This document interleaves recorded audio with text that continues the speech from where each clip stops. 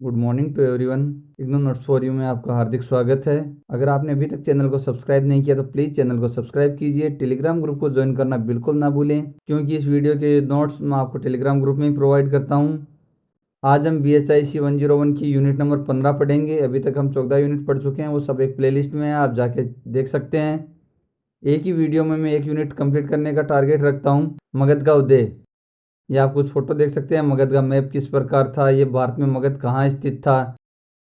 आज की इस वीडियो में हम सबसे पहले उद्देश्य पढ़ेंगे, यानी मगध का जो उदय हुआ है उसका उद्देश्य, यानी ये आज का इस वीडियो हम क्यों बना रहे हैं, आज का वीडियो क्यों पढ़ रहे हैं। उसके बाद प्रस्तावना पढ़ेंगे, इस वीडियो में हम क्या क्या पढ़ेंगे। स्रोतों पर एक नज़र, कहाँ से हमें ये जानकारी मिली है, कौन कौन से स्रोत में ये जानकारी देते हैं। मगध के उदय के कारण, मगध उदय क्यों हुआ। मौर्यों से पहले मगध का राजनीतिक इतिहास, यानी मौर्यों ने मगध पे राज किया था, उससे पहले किसका राज था और उनका कैसा इतिहास रहा है। मौर्य शासकों के अधीन मगध, यानी मौर्यों ने जब मगध पे अधिकार किया तो उनके समय में मगध किस प्रकार से था, वो सब देखेंगे।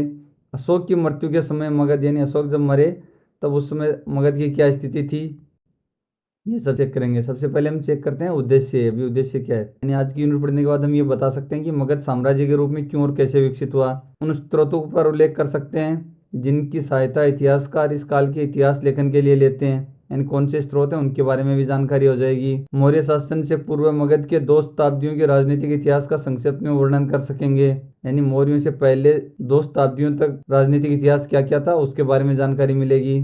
चंद्रगुप्त और बिंदुसार जैसे आरंभिक मौर्य शासकों और उनके राज्य विस्तार संबंधी कार्यकलापों की जानकारी हो जाएगी। अशोक मौर्य के राज्यारोहण और राज्याभिषेक के संदर्भ को स्पष्ट कर सकेंगे और कलिंग युद्ध का महत्व बता सकेंगे, यानी कलिंग का जो युद्ध था सबसे इम्पोर्टेंट, उसके बारे में बताएंगे। अशोक की मृत्यु के समय मगध साम्राज्य की सीमाएं क्या थी, ये भी हम चेक कर लेंगे। प्रस्तावना, यानी आज हम क्या क्या पढ़ेंगे। अभी इस इकाई में हम एक महत्वपूर्ण महाजनपद मगध के विकास पर विस्तार से चर्चा करेंगे, यानी मगध का विकास किस प्रकार हुआ उसके ऊपर चर्चा करेंगे। मगध जाने माने मौर्य साम्राज्य का केंद्र बिंदु था, यानी मौर्य साम्राज्य था उसका मगध केंद्र बिंदु था। 6ठी शताब्दी BC से ही मगध राज्य का विस्तार शुरू हो गया था, हालांकि नंदों और मौर्यों के अधीन इसमें तेजी आई थी। यानी 6ठी शताब्दी BC से ही मगध का विस्तार शुरू हो गया था, लेकिन पहले नंदों ने इसका विस्तार किया, फिर मौर्यों ने विस्तार किया। विभिन्न भागों में अशोक के शिलालेखों की उपस्थिति से यह संकेत मिलता है कि सुदूर पूर्व और दक्षिण के क्षेत्रों को छोड़कर भारतीय उपमहाद्वीप का अधिकांश भूभाग मगध संप्रभुता के अधीन था, यानी सुदूर पूर्व की तरफ और दक्षिण को छोड़कर बाकी सारा इलाका मगध का हिस्सा था। मगध साम्राज्य की बनावट और संरचना में इतनी विविधता थी कि इसका फैलाव कि प्रत्यक्षतः राजनीतिक नियंत्रण रखना संभवतः बहुत कठिन था, यानी इसका एरिया बहुत ज़्यादा बड़ा हो गया था। हम आगे देखेंगे कितना बड़ा एरिया था, जिसकी वजह से इसके ऊपर कंट्रोल करना बहुत मुश्किल था। इससे शायद यह समझने में सहायता मिलेगी कि क्यों अशोक ने समाज में व्याप्त तनाव को कम करने के लिए धम्म का सहारा लिया। धम्म यानी बौद्ध धर्म का सहारा लिया। स्रोतों पर नज़र, यानी अभी मगध के विस्तार के बारे में हमें कौन से स्रोत बताते हैं। आरंभिक बौद्ध और जैन साहित्य में गंगा के मैदान जहाँ मगध स्थित था की घटनाओं और परंपराओं का काफ़ी उल्लेख किया गया है, क्योंकि बौद्ध और जैन धर्म दोनों यहीं से उत्पन्न हुए हैं, तो यहाँ का काफ़ी उल्लेख मिलता है उनमें। बौद्ध परंपरा का कुछ साहित्यिक त्रिपिटकों और जातकों में संग्रहित है, यानी ये जो त्रिपिटक है, विनय पिटक, सुत्त पिटक, अभिधम पिटक, इनके अंदर और जातक कथाएं, इनमें बौद्ध परंपरा का साहित्य है। जैन परंपरा के 2 ग्रंथ अचारंग सूत्र अन्य ग्रंथों से पुराने माने जाते हैं। ये अचारंग सूत्र और ये कर्तांग सूत्र कर्तांग, ये पुराने ग्रंथ हैं। पुराणों में गुप्त काल तक के शाही राजवंशों का इतिहास प्रस्तुत करने की कोशिश की गई है, यानी शाही राजवंशों का इतिहास पुराणों में है। महावंश और दीपवंश प्रमुख प्रवर्ती बौद्ध ऐतिहासिक ग्रंथ हैं जिनका संग्रहण श्रीलंका में हुआ। ये भी महावंश और दीपवंश भी ग्रंथ हैं 2, इनसे भी जानकारी मिलती है।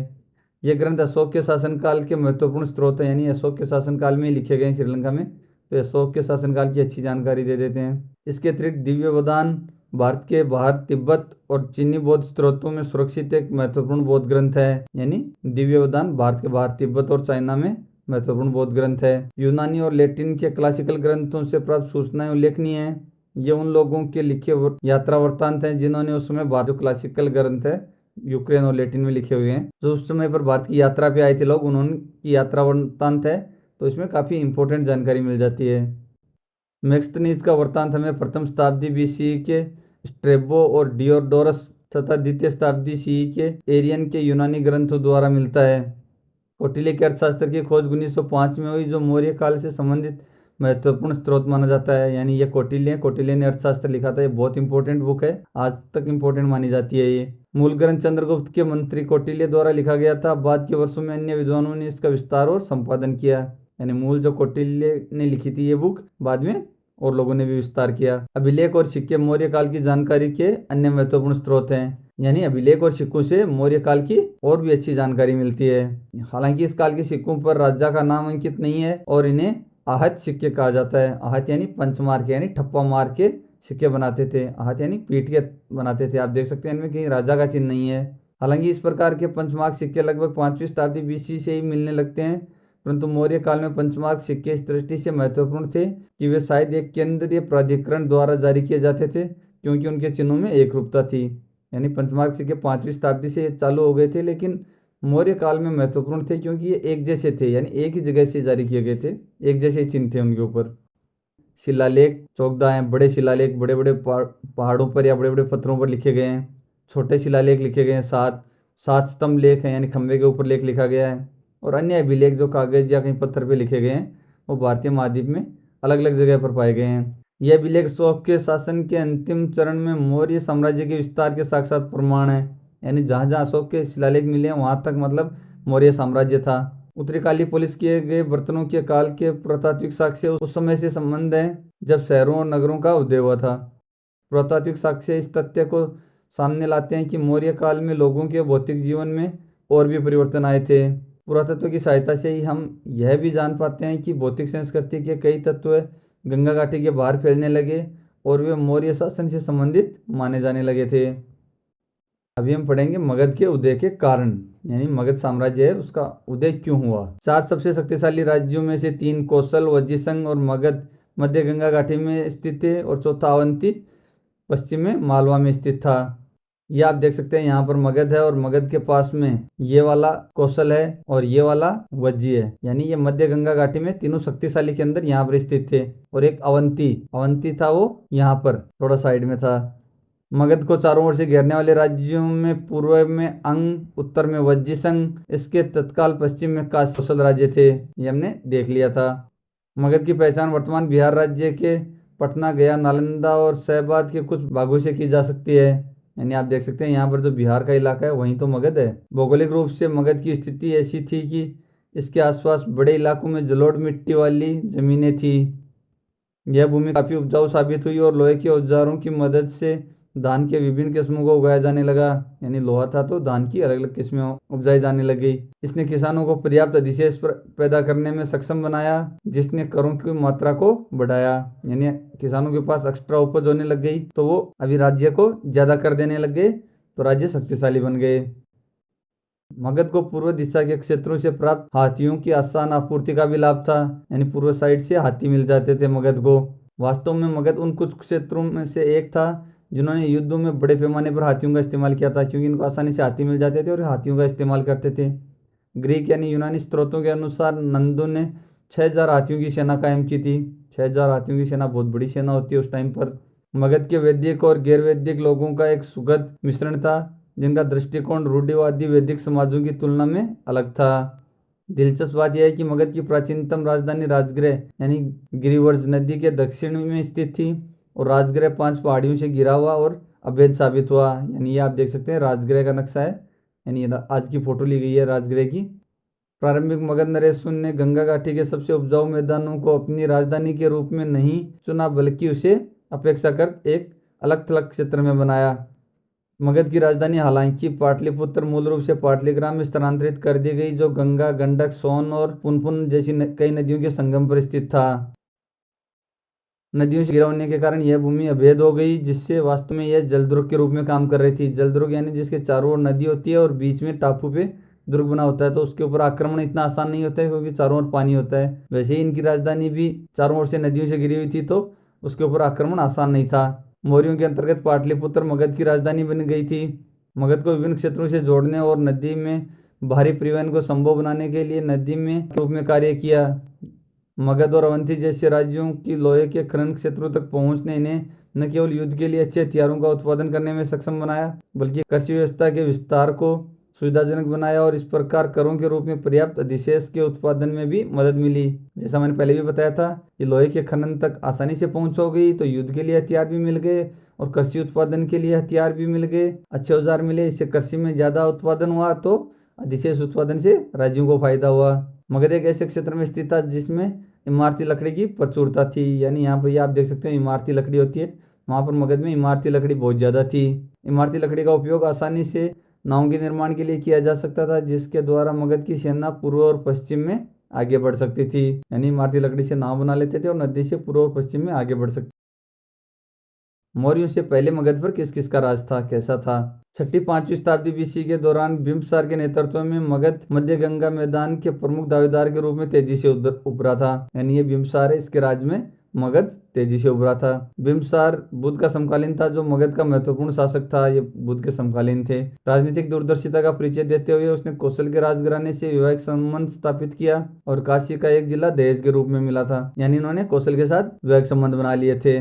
बिंबिसार के आधिपत्य में 80,000 गांव थे। उस टाइम पर 80,000 गांव इनके कंट्रोल में थे। 492 बीसी के आसपास अजातशत्रु ने अपने बना लिया था और वह बिंबिसार यानी भूख से तड़प तड़प कर मर गया था। यह अजातशत्रु है, इसने अपने पिता को बंदी बना लिया और खुद राजा बन गया।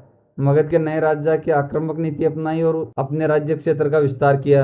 यानी इसने आक्रामक नीति अपनाई और अपना विस्तार किया। उसने काशी पर अधिकार कर लिया और अपने मामा कौशल के नरेश प्रसेनजीत से सौहार्द का संबंध समाप्त कर उन पर आक्रमण कर दिया। यानी कौशल से इसके पिता बिंबिसार ने वैवाहिक संबंध बनाए थे, तो ये इसके मामा हुए, लेकिन अपने मामा से संबंध समाप्त कर दिए और आक्रमण कर दिया।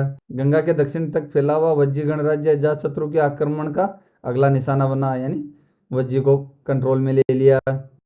वज्जी संघ के साथ युद्ध का सिलसिला लगभग 16 वर्षों तक चला। अंत में अजातशत्रु वहां आंतरिक कलह पैदा कर धोखे से उसे पराजित करने में सफल हुआ। यानी अजातशत्रु ने वहां आंतरिक कलह पैदा कर दी और उसके बाद उसको जीत लिया धोखे से। अपने शक्तिशाली शत्रु अवंती पर आक्रमण की पूरी तैयारी अजातशत्रु ने कर ली थी, परंतु आक्रमण किन्हीं कारणों से संपन्न नहीं हो सका। फिर भी उसके शासनकाल में काशी और वैशाली वज्जी महाजनपद की राजधानी मगध के अधीन हो चुके थे।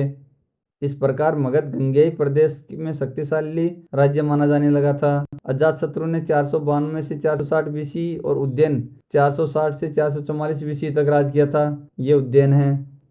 उज्जैन के शासनकाल में राज्य क्षेत्र काफी विस्तृत था, परंतु वह इन पर कुशल शासन करने में असक्षम थे। अजातशत्रु ने राज्य तो बढ़ा दे दिया, लेकिन उज्जैन उस पर कंट्रोल नहीं कर सका। उज्जैन के बाद 4 शासक एक के बाद एक गद्दी पर बैठे, परंतु वे अयोग्य सिद्ध हुए।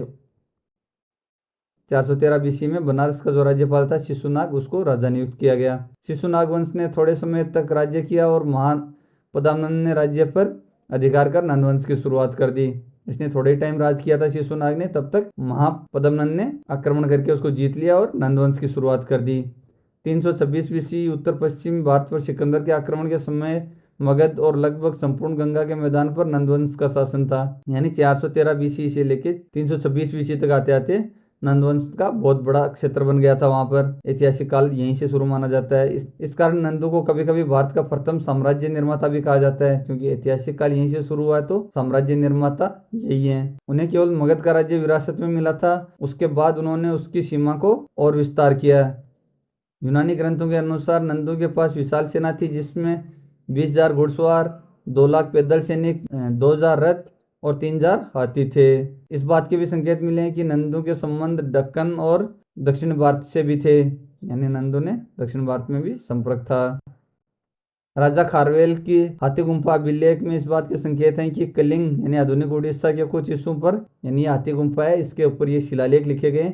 इसमें ये संकेत मिलते हैं कि कलिंग पर नंदवंश का अधिकार था। दक्षिण कर्नाटक के कुछ बाद के अभिलेखों से भी पता चलता है कि नंदवंश के नेतृत्व में दक्कन के कुछ हिस्सों पर मगध का अधिकार था। यानी दक्कन में यानी साउथ में भी मगध का अधिकार था। सिकंदर के आक्रमण का हवाला देते हुए यूनानी ग्रंथ उल्लेख करते हैं कि इस समय उत्तर पश्चिमी क्षेत्र छोटे छोटे राजवंशों में बंट गया था। यह भी स्पष्ट है कि मगध राज्य और यूनानी विजेता के बीच कोई युद्ध नहीं हुआ था। यानी मगध के बीच में और यूनानी विजेता यानी जो सिकंदर आया था उसके बीच में कोई युद्ध नहीं हुआ था। 321 बीसी में नंद वंश का पतन हो गया। 321 बीसी में नंद वंश खत्म हो गया। इस दौरान 9 नंद राजाओं ने शासन किया और वे अपने शासन के अंतिम दिनों में काफी अलोकप्रिय हो गए थे। चंद्रगुप्त मौर्य ने इस स्थिति का फायदा उठाया और मगध के सिंहासन पर अधिकार जमा लिया। अब हम देखेंगे मौर्य शासकों के अधीन मगध। डीडी कौशाम्बी, ये हैं डीडी कौशाम्बी। डीडी कौशाम्बी का यह मानना है कि सिकंदर के उत्तर पश्चिम क्षेत्र पर आक्रमण से पंजाब के गणराज्य कमजोर हो गए और चंद्रगुप्त के नेतृत्व में मगध की सेना को संपूर्ण पंजाब पर विजय हासिल करने में विशेष कठिनाई का सामना नहीं करना पड़ा। इनका मानना है कि सिकंदर ने उधर आक्रमण किया, उससे पंजाब कमजोर हो गया और चंद्रगुप्त ने आराम से पंजाब को अपने कंट्रोल में ले लिया। यानी चंद्रगुप्त सिकंदर से मिला था और उसने बोला था सिकंदर को कि तुम आक्रमण कर दो, लेकिन सिकंदर ने आक्रमण नहीं किया था। कुछ विद्वान उसके राज्यारोहण का वर्ष 324 बीसी मानते हैं, परंतु अब 321 बीसी इस समय सर्वमान्य है। यानी कोई फिक्स नहीं है, लेकिन ज्यादातर लोग अभी 321 पे सहमत हैं। चंद्रगुप्त ने एक ब्राह्मण कौटिल्य को चाणक्य या विष्णुगुप्त के नाम से भी जाना जाता है की सहायता से मगध पर राज सिंहासन प्राप्त किया था। यानी हमने जो कौटिल्य की कहानी या जो चाणक्य बोलते हैं उसको विष्णुगुप्त भी बोलते हैं, उसकी कहानी हमने सुनी है कि उसने चंद्रगुप्त को राजा बनाया था। 25 वर्ष की आयु में जिस समय चंद्रगुप्त ने नंदवंश को अपदस्थ किया था, उस समय चंद्रगुप्त एक कमजोर शासक था और वास्तविक सत्ता चाणक्य के हाथ में थी। उत्तर के लेखक चाणक्य के बारे में बताया जाता है कि वह न केवल युद्ध के राजनीतिक सिद्धांतों का ज्ञाता था, बल्कि वह साम्राज्य को ध्वस्त होने से बचाने के लिए उपयुक्त राज्य और समाज के गठन के विषय में भी अच्छी जानकारी रखता था। यानी चाणक्य बहुत चालाक आदमी था। मगध बुद्ध और महावीर के विचारों से काफी प्रभावित था। बहुत से इतिहासकार मौर्य राज्य के क्षेत्रीय विस्तार के कारण ही उसे साम्राज्य मानते हैं। यानी बड़ा राज्य था इसलिए इसको साम्राज्य कहते हैं। इनके विचार से साम्राज्य निर्माण में चंद्रगुप्त की भूमिका काफी महत्वपूर्ण थी, क्योंकि उसने उत्तर पश्चिम क्षेत्र में विदेशी आक्रमणकारियों की बाढ़ को रोका और पश्चिम तथा दक्षिण भारत में स्थानीय राजाओं को कुचल दिया। यानी चंद्रगुप्त ने विदेशियों को रोक दिया था और दक्षिणी और पश्चिमी भारत में स्थानीय राजाओं को भी कुचल दिया था। भारतीय और क्लासिक स्रोत इस बात का हवाला देते हैं कि चंद्रगुप्त ने नंदवंश के अंतिम राजा को अपदस्थ कर राजधानी पाटलिपुत्र पर अधिकार जमाया और 321 बीसी में मगध के राज सिंहासन पर बैठ गया था। सैनिक विजय की दृष्टि से चंद्रगुप्त मौर्य की पहली उपलब्धि 303 बीसी में सेल्यूकस निकोटर से युद्ध में विजय थी। यानी सेल्यूकस के साथ जो युद्ध हुआ था उसमें 303 में उसमें चंद्रगुप्त विजयी हुआ था और उसके बाद उन्होंने सेल्यूकस की बेटी से विवाह भी किया था। ये विवाह की फोटो है। चंद्रगुप्त ने सेल्यूकस को 500 हाथी दिए, बदले में सेल्यूकस ने चंद्रगुप्त को अफगानिस्तान, बलूचिस्तान और सिंध का पश्चिम इलाका दे दिया था। एक वैवाहिक संबंध भी स्थापित हुआ था जो मैं पहले बता चुका हूँ। सेल्यूकस का राजदूत मेगस्थनीज कई वर्षों तक चंद्रगुप्त के दरबार में रहा था। यह एक महत्वपूर्ण उपलब्धि थी, क्योंकि इस प्रकार सिंधु और गंगा मैदान चंद्रगुप्त के नियंत्रण राज्य की सीमाएं निर्धारित हो गई। यानी सिंधु और गंगा के मैदान भी वहां तक मौर्य साम्राज्य के कंट्रोल में आ गए और इतनी दूर उनकी सीमाएं हो गई। केवल आधुनिक केरल, तमिलनाडु और भारत के उत्तर पश्चिम इलाके उनके राज्य क्षेत्र में शामिल नहीं थे। ये थोड़ा सा इलाका है जो उनके राज्य में नहीं था, बाकी पूरा उनके कंट्रोल में था। यूनानी लेखकों ने अपने ग्रंथों में इस बात का संकेत दिया है कि चंद्रगुप्त मौर्य ने 6 लाख की अपनी विशाल सेना की सहायता से पूरे भारत को रौंद डाला था। यानी इतनी बड़ी सेना थी। दूसरी शताब्दी ईस्वी के मध्य के रुद्रदमन के जूनागढ़ शिलालेख से पता चलता है कि चंद्रगुप्त ने सौराष्ट्र या काठियावाड़ पर विजय प्राप्त की थी और उसे अपने साम्राज्य में मिला लिया था। इसमें चंद्रगुप्त के राजदूत पुष्यगुप्त का उल्लेख है, जिसने प्रसिद्ध सुदर्शन झील का निर्माण करवाया था। ये एक प्रसिद्ध सुदर्शन झील है, इसका निर्माण ये पुष्यगुप्त है, इसने करवाया था और ये जूनागढ़ का शिलालेख है। मौर्य शासकों के अधीन मगध। अंततः जैन परंपरा से सूचना मिलती है कि अपने अंतिम दिनों में चंद्रगुप्त ने जैन धर्म को अपना लिया था। उसने राज सिंहासन त्याग दिया और एक जैन साधु भद्रभाव के साथ दक्षिण की ओर चला गया था।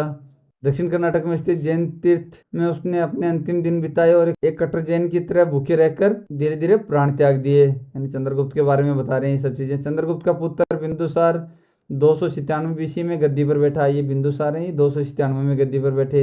यूनानी बिंदुसार को अमिट्रोकेटस के नाम से पुकारते हैं। 16वीं शताब्दी में तिब्बत के एक बौद्ध पुजारी तारानाथ ने अपनी रचना में बिंदुसार का युद्ध संबंधी वर्णन लिखा है। ये तारानाथ हैं। बिंदुसार को शत्रु का संहारक कहा जाता है। उसके शासनकाल का ब्यौरा भी ठीक से नहीं मिलता है। बौद्ध स्रोतों के अनुसार बिंदुसार की मृत्यु 273 से 272 बीसी के आसपास हुई है। उनकी मृत्यु के बाद उनके पुत्र के बीच में राज सिंहासन के लिए 4 वर्षों तक संघर्ष होता रहा और अंततः 269 से 268 बीसी के आसपास उत्तराधिकारी बना। 1837 तक अशोक मौर्य के बारे में लोगों को कुछ विशेष मालूम नहीं था, किंतु 1837 में जेम्स प्रिसेप ने ब्राह्मी लिपि में लिखा एक शिलालेख पढ़ा था। इस शिलालेख में देवनामपीय प्रियदर्शी यानी देवताओं का प्रियदर्शी नामक एक राजा का उल्लेख था। इसकी तुलना श्रीलंका में इतिवृत्त महावंश में उल्लेखित प्रियदर्शी से की गई और वस्तुतः तब यह साबित हो सका कि शिलालेख में वर्णित राजा अशोक मौर्य ही था। युद्ध से विमुक्ता और धर्म के सिद्धांतों के आधार पर शासन की स्थापना ने अशोक को विशेष प्रसिद्धि दी है। अपने पिता के शासनकाल में अशोक ने उज्जैन और तक्षशिला में राजदूत के रूप में कार्य किया था। अशोक को चुनने के लिए भेजा था। बौद्ध स्रोतों से पता चलता है कि तक्षशिला में सफलता प्राप्त करने के बाद उसे उज्जैन भेजा गया था। यह भी कहा जाता है कि उसके व्यक्तिगत जीवन की घटनाओं जैसे विदिशा के व्यापारी की पुत्री से उसका विवाह, उससे महेंद्र और संघमित्रा नामक 2 संतानों की प्राप्ति भी अशोक को बौद्ध धर्म अपनाने की दिशा में प्रवृत्त किया था। अभी हम पढ़ेंगे कलिंग युद्ध। हालांकि अशोक के पूर्वजों ने दक्कन और दक्षिण के प्रदेशों में प्रवेश पा लिया था, शायद कुछ हिस्सों को जीत भी लिया था, परंतु कलिंग यानी आधुनिक उड़ीसा अभी तक अविजित था। उसे मौर्य साम्राज्य के नियंत्रण में लाने का कार्य शेष था। इस इलाके का सामरिक महत्व था क्योंकि स्थल और समुद्र दोनों से दक्षिण भारत को जाने वाले मार्गों पर कलिंग का नियंत्रण था। अशोक ने खुद शिलालेख 13 में यह बताया है कि उसके अभिषेक के 8 वर्ष बाद अर्थात 260 बीसी के आसपास कलिंग इस युद्ध में कलिंग वासियों को पूरी तरह कुचल दिया गया और 1 लाख व्यक्ति मारे गए और इससे कई गुना नष्ट हो गए थे, यानी बहुत भयंकर तबाही थी। अभिलेखों में आगे बताया गया कि अशोक इस युद्ध में विजयी हुआ, परंतु युद्ध की विनाश लीला ने सम्राट को शोकाकुल बना दिया। तब से उसने अचानक बौद्ध धर्म स्वीकार कर लिया, यानी इतने लोग मरे तो उनको देख के उसके मन में दया की भावना आई और उसने फिर बौद्ध धर्म अपना लिया। युद्ध विजय का शासन धम्म विजय ने ले लिया, यानी अब धम्म से विजय करने की सोच ली उसने, धर्म से विजय की सोचा। यह नीति व्यक्तिगत और राजकीय दोनों स्तरों पर अपनाई गई और प्रजा के प्रति सम्राट और उसके अधिकारियों में मूलभूत परिवर्तन आया। अशोक के शिलालेख और अभिलेख। अशोक के 14 वृत्त शिलालेख, 7 स्तंभ लेख और कुछ लघु शिलालेख प्राप्त हुए हैं। बड़े शिलालेख पेशावर के निकट शहबाजगढ़ी, मनसहेरा में, देहरादून के निकट कलसी में, जिला ठाणे में, सोपारा काठियावाड़ में, भुवनेश्वर के निकट धौली में, उड़ीसा के गंजम जिले में, जोंगदा में पाए गए हैं। लघु शिलालेख कर्नाटक के सिद्धपुर, जतिंगा, रामेश्वरम और ब्रह्मगिरी नामक स्थानों से मिले हैं। अन्य लघु शिलालेख मध्य प्रदेश के जबलपुर के निकट रूपनाथ में, बिहार के ससाराम में, जयपुर के निकट बेराट में और कर्नाटक के मस्की में मिलते हैं। स्तंभलेख जिसमें अशोक के फरमान है, दिल्ली में पाया गया है। ये विजय से हासिल राज्य क्षेत्र को विजित और शासकीय राज्य क्षेत्र को राजविषय कहा गया है। सीमांत राज्य क्षेत्रों को प्रत्यंत की संज्ञा दी गई है। अशोक की मृत्यु के समय मगध, यानी जब अशोक मरा तब उस समय मगध की क्या स्थिति थी, कितना इलाका मगध के कंट्रोल में था। मौर्यों के विलेख कुछ महत्वपूर्ण व्यापारिक मार्गों और साम्राज्य के सीमांत प्रदेशों से प्राप्त हुए हैं। मगध साम्राज्य की सीमा के बाहर उत्तर पश्चिम में सेल्यूसिड राजा एलियोकोस द्वितीय का राज्य था। दक्षिण में चोल, पांड्य, केरलपुत्र और सत्यपुत्रों के राज्य। श्रीलंका भी साम्राज्य सीमा से बाहर था, यानी आप देख सकते हैं साउथ में सिर्फ ये केरल और श्रीलंका वाला ये थोड़ा सा इलाका इनके और उत्तर पश्चिम में सेल्यूसिड राजा का एलियोकस द्वितीय का जो क्षेत्र था यहाँ पर वो बाहर था। बाकी सारा इन्होंने अपने कंट्रोल में ले लिया था। आप देख सकते हैं यहाँ से लेके इसकी सीमाएं किस प्रकार से थी। इतना बड़ा मगध का इलाका था उस समय पर। पूर्व में उत्तरी और दक्षिणी बंगाल मौर्यों के साम्राज्य का अंग था। अशोक के राज्यकाल में मगध साम्राज्य का क्षेत्रीय विस्तार अपनी चरम सीमा पर था, परंतु इसके साथ ही यह प्रयत्न भी चल रहा था कि साम्राज्य के अंदर होने वाले युद्धों को समाप्त कर दिया जाए। अहिंसा की नीति को राजनीति के रूप में अपनाना एक अनूठी घटना थी, क्योंकि भारत के राजनीतिक इतिहास में इसे दोहराया नहीं गया है। अशोक ने इसके माध्यम से एक नई विचार पद्धति का सहारा लेकर विशाल साम्राज्य पर नियंत्रण करने की कोशिश की, जिसके अभाव में शासन करना बहुत मुश्किल था। Thanks for watching my video. अगर आपने अभी तक चैनल को सब्सक्राइब नहीं किया तो प्लीज़ सब्सक्राइब कीजिए। मिलते हैं अगले वीडियो में। Bye bye, see you soon.